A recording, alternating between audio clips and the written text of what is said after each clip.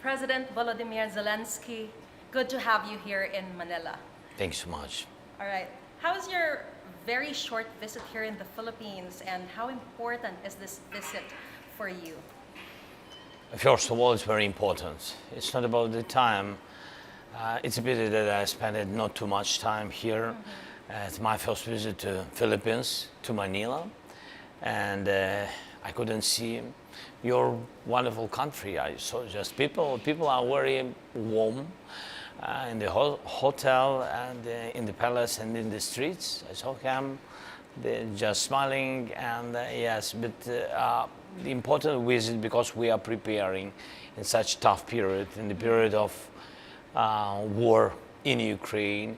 We are preparing our steps to peace, to just peace for Ukraine, Ukrainians, for our families, for our children, and of course for us it's very important have participation on the level of your leader, participation peace summit in Switzerland, and of course for us it's very important that Philippines really support our territorial integrity and sovereignty, and we're very thankful for this. And thank you for having us here. Thank you for this invitation. This is such crucial time for Ukraine. You are at war and you have a very busy schedule. Why is it so important for you to personally visit our country, meet with the president? Directly to invite him to peace, to participate peace summit. Okay. That there will be three very important issues on 15th of June in Switzerland. The first one will be food security. I think it's also very important in our bilateral relation between us and Philippines. Nuclear security, that's important for all the world. I think so. And the third one, humanitarian one, where we count on your support. It's how to get back our Ukrainian stolen children. You know that Russia stolen 20,000 of our children from occupied territories, and we need to get them back, and we need to find the mechanism of getting back children, different age, and it's a pity, but we have to bring them home. And it was very important directly to invite the president, directly to speak with him about the details, what's going on the battlefield, what Russia brought with this war to our land, all this crisis, what they think about. And of course, for us it's very important not to give Russia possibility to influence on Asia, very important region, very important voice of Philippines. All right. Could you share with us some of the key points that you've discussed with the president earlier this morning? Yes. So the first one, we spoke about the humanitarian aid, and of course we are already using our knowledge during this tragedy, during this period, using our experience, we can share with the Philippines digitalization of our country, how to manage in a very challenging period.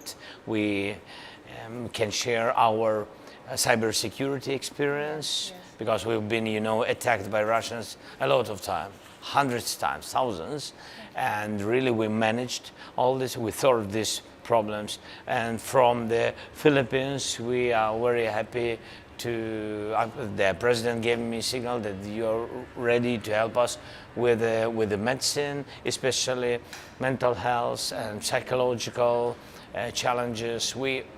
It's understandable that during the war brought nothing good, of course, and we have 1 million army, and of course these guys, these veterans who came back home, they began to study how to live through the, civilians, and it's very difficult. We don't have enough specialists, yes, in English. Enough specialists, experts in mental health. Not enough, never enough. The president also said that he'll be attending the peace summit. Yes, he said that Philippines will support the summit. I said for us it's very important him to come. He said he will come and he will participate in the summit. This great, strong signal. And also we spoke about our bilateral agricultural relations. Climate change. climate change is very important. I think we will work to do our trade between our countries wider. And I don't know, do you know, I said to the president that this year we will open embassy in Philippines. Here in the Yes, Philippines. yes, and I That's think, great. yes, it's very great, big step to each other. We really want and count on strong relations with Philippines. All right. How important is it for Ukraine that countries in this particular region, even if we're very far from Ukraine, are active in terms of expressing solidarity with you and your country and your cause against Russia and its perceived allies with China? Your voice is very important. This region is very important. We're thankful to the Philippines when you supported us in United Nations with the 6 votings, with the 6 resolutions. It is a signal that you don't want any war, that you are a very peaceful country, which has this bad experience of canalized period. Yes, in English.